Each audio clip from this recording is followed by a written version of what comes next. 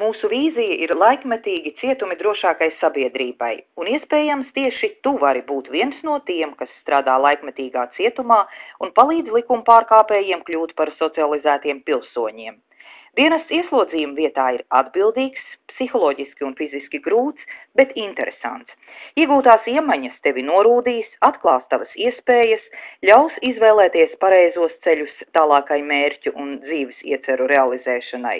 Tas ir izaicinājums tavai nākotnei.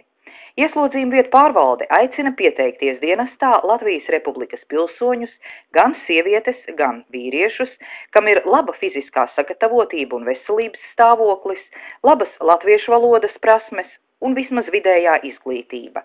Īpaši aicinām jauniešus no 18 gadu vecuma ar augstu motivāciju dienestam.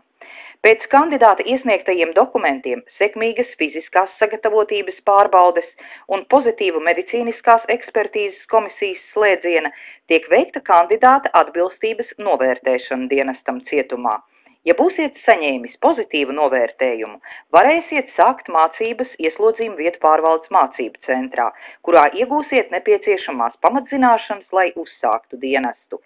Mācību centrs nodrošina pārvaldes amatpersonu profesionālo apmācību, kuriem piešķirtas speciālās dienesta pakāpes, kā arī organizē profesionālās kvalifikācijas paaugstināšanu, kvalifikācijas pilnveidošanas kursus, seminārus arī esošajiem darbiniekiem.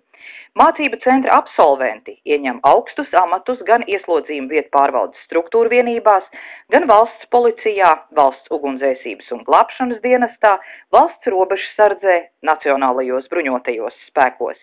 Dienestā tu saņemsi stabilu atalgojumu un sociālās garantijas.